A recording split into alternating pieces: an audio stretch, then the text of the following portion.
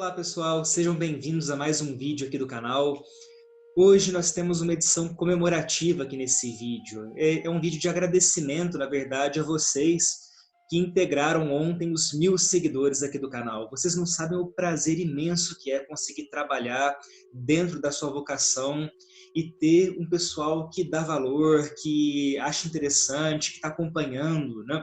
É um prazer imenso poder fazer isso aqui para vocês. Isso é assim uma alavancada na motivação que vocês não fazem ideia. Mais do que algoritmo, mais do que qualquer outra coisa, esse ânimo, né? Essa injeção de ânimo que isso dá a gente é um negócio muito legal. Então, muito obrigado a vocês. E eu queria mandar um agradecimento especial a Débora Barbosa pelo apoio, pela divulgação no canal. Foi você, Débora, que permitiu que isso acontecesse. Muito obrigado. E para você que segue o canal aqui e não conhece ainda o canal da Débora, eu vou deixar o link dela aqui na descrição. Bom, nesse vídeo novo nós vamos começar então uma série, uma nova playlist aqui sobre cultura romana.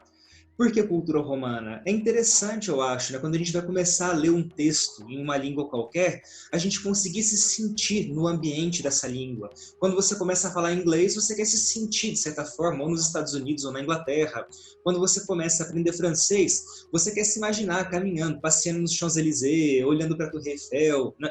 Algo da cultura, da língua local, a gente precisa para poder visualizar, para poder sentir o espírito da língua que nós estamos aprendendo. Com o latim não é diferente. É interessante nós conhecermos um pouco da cultura romana, estudarmos um pouco sobre Roma Antiga. O método do Hans Orberg faz um pouco disso, ele traz cenas do cotidiano de uma família romana, mas eu acho que tem algumas coisas que vale a pena a gente investir, a gente desenvolver, né? Por exemplo, questão de alimentação, vestimentos, arquitetura, o que eles faziam no dia a dia, como funcionava a educação, o que era literatura latina, um pouco de história também nos ajuda a nos situar no que nós estamos fazendo. Então nós precisamos de coisas que nos ajudem a ilustrar o que era a vida naquela época. E eu decidi, nessa empreita, começar pela alimentação. Vocês sabem como era a culinária na Roma Antiga? O que é que os romanos comiam? Havia na Roma Antiga o hábito de fazer 3 refeições por dia. 3 refeições principais, ao menos. O ientaculum, o prandium e a cena, ou cena, na pronúncia reconstituída. Hoje nós vamos falar da primeira de todas, que é o ientaculum, que é mais ou menos equivalente ao nosso café da manhã. Os romanos não se demoravam muito nessa refeição. O ientaculum era uma refeição para ser feita rapidamente, para alimentar quem fosse trabalhar, passar o dia fora de casa. Então eles comiam rapidinho, normalmente sozinhos, né? Quem acordasse já ia comendo alguma coisa, eles não esperavam juntar a família para tomar café da manhã. Isso é algo que eles faziam normalmente na cena, né? No período da noite. Mas no café da manhã, não. Eles sentavam ou comiam em pé mesmo, comiam rápido, né, alguma coisa. E essa refeição rápida era composta especialmente de pão. O pão era a base do ientaculum. Fosse rico, fosse pobre, patrício ou plebeu, o pão estava presente na primeira refeição do dia. E como que eles comiam esse pão? Normalmente eles molhavam o pão em um pouco de vinho, ou então em azeite, ou até mesmo em mel, né, dependendo se tivesse mel acessível ali na hora. Para acompanhar o pão, eles comiam também queijo e azeitonas, né, apanhadas da árvore ali mesmo, sem processar, sem essa conserva de azeitonas que a gente conhece hoje. Às vezes também eles tomavam leite e frutas secas. E se a pessoa tivesse um pouco mais de condições, às vezes alguma carne aparecia também no ientaculum, ou então os queijos eram um pouco mais ricos, né? Não era aquele queijo de pobre que eles faziam, naquele processo de só coalhar o leite com vinagre, né? Às vezes eles tinham algo mais elaborado para poder fazer. Então essa era a refeição rápida. E se o pão fazia parte, se o pão era tão presente nessa dieta, o que vocês acham da gente dar uma olhadinha na receita de pão da Roma Antiga? Existia esse cara aqui, que era Plínio o Velho, que era conhecido por ser um glutão, não um glutão, né? Um glutão é sacanagem, cara. O cara era um gourmet, né? Ele entendia um pouco da boa vida e tinha algumas receitas nos seus escritos que ele nos deixou. Na verdade, ele provavelmente escreveu isso para outros romanos que já faziam o pão, já estavam habituados a mexer com isso. Então ele deu algumas orientações, mais ou menos, sobre a melhor maneira, supostamente, de se fazer o pão. Então, dei uma olhadinha aqui nesse texto, né? Eu vou ler, então, com a pronúncia reconstituída, né? Nós estamos lendo um texto da Antiguidade Clássica. Eu acho que talvez convenha a gente dar um pouco de atenção para essa estratégia de leitura. Mili praequipus ad fermenta ussus emusto subacti nanum tempus. Simile fite tritici ipsius furfuribus minutis et optimis emusto albo triduo maceratis, subactis ac soles siccatis. Inde pastillos, in pane faciendo, dilutos cum similagine seminis ferve faciunt, atque ita farina emiscent, sic optimum panem fieri arbitrantes. Graeci indinos semodios farinae satis acebessem fermenti constituere.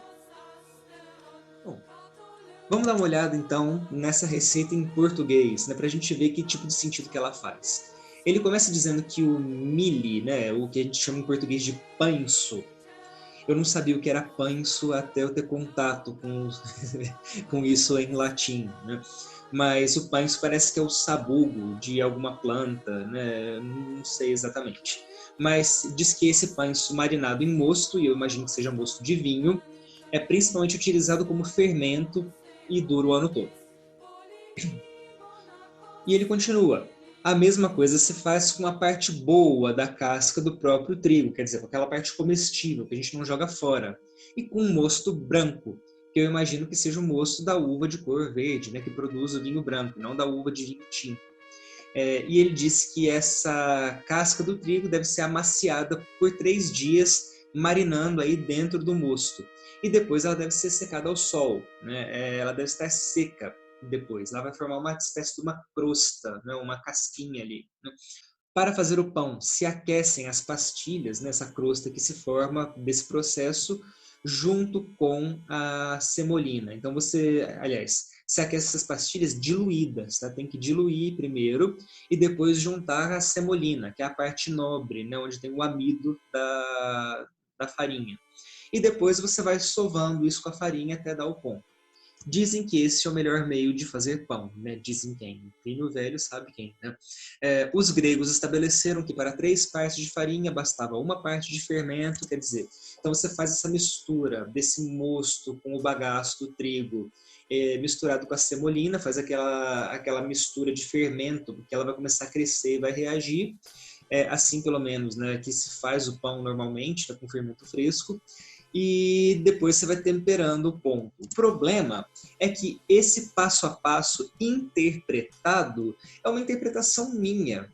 Ele não dá as instruções para quem não sabe fazer pão. Ele parte do pressuposto de que você é um romano que já sabe, já conhece os métodos diferentes de fermentar, de conseguir a levedura, né? Já sabe fazer pão, já sabe que formato que ele vai ter, etc. e tal. E ele deu essas dicas aí para fazer o melhor pão que ele acha, né? Nós precisamos recorrer à arqueologia, e eu vou mostrar como, para saber de algumas coisas sobre esse processo. Então, o primeiro problema que nós temos é esse, o fermento em si. Você dissolve primeiro aquela casca que se forma do preparado com o mosto, mistura isso aí com semolina e aquece. Na verdade, esse aquecer, especificamente, estava lá ferventar, escaldar, né? Mas a gente não sabe exatamente o que era isso. Assim, pode ser simplesmente aquecer, né? Mas a gente não sabe exatamente como que eles faziam. O que eu sei, pela lógica, é que se você jogar água fervente em cima, a levedura vai morrer. Então, certamente, esse aquecer não deve ser ferver de fato, né? Igual eu encontrei em algumas traduções por aí. Mas e as proporções? Quanto que vai de casca, quanto que vai de mosto, o bagaço da uva no mosto com certeza tem que ficar, mas será que ele se mistura com o bagaço? Será que não? Quanto tempo que você deixa ele ali? Simplesmente 3 dias? E depois que deu esses 3 dias, quanto tempo você vai deixar isso misturado com a semolina para começar a ativar essa levedura? Então, essas são perguntas que a gente tem que preencher com conhecimento de padeiro.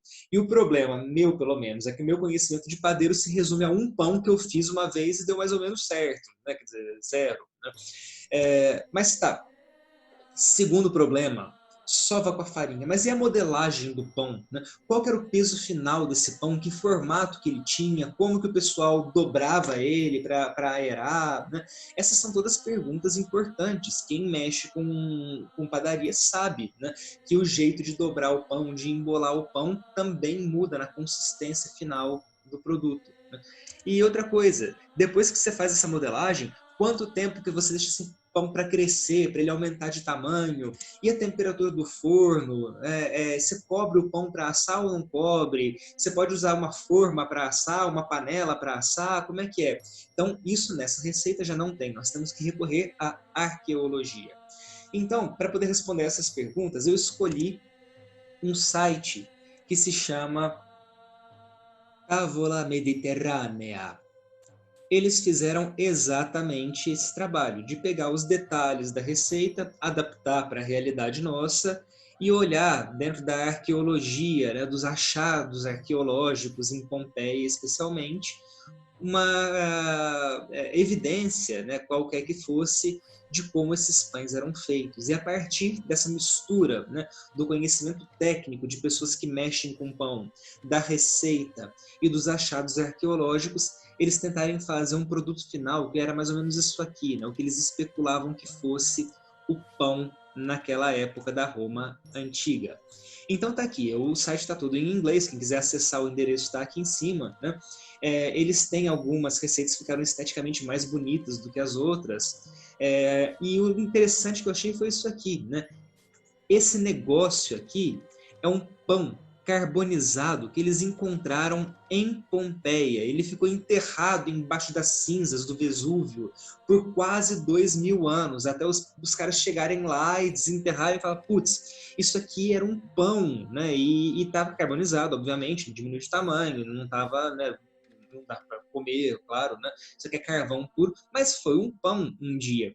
E esse formato aqui é uma coisa curiosa, parece que ele já vem porcionado, né? Talvez para vender ou talvez para comer, não sei exatamente, né? Então, a ideia desses caras era tentar reconstruir a receita desse pão. Então, eles começam com esse mesmo texto do Plínio Velho, né, ensinando a fazer a levedura. Problema, eu tentei seguir a receita do site aqui, uma vez deu errado, né? É lógico, eu também não tenho conhecimento de como cuidar de uma levedura, e eu deixei a levedura morrer, né? Ela não prestou. Depois eu fui aprender que para fazer aquela massa do sourdough, você tem que alimentar a levedura 2 vezes por dia, não uma vez por semana. Ou se for fazer uma vez por semana, tem que deixar na geladeira, algo assim. Eu não entendo direito. Inclusive, é uma coisa legal, se alguns seguidores aí tiver noções de como mexer com fermento fresco, vocês podem deixar aí nos comentários que eu agradeço, né? Eu vou tentar reproduzir aí as dicas de vocês. Mas está lá, né? A receita do panis quadratus, o formato, ele dá algumas especulações de como que eles conseguiam esse formato, essas divisões e o andar em 8 aí também, né? E ele dá uma receitinha resumida.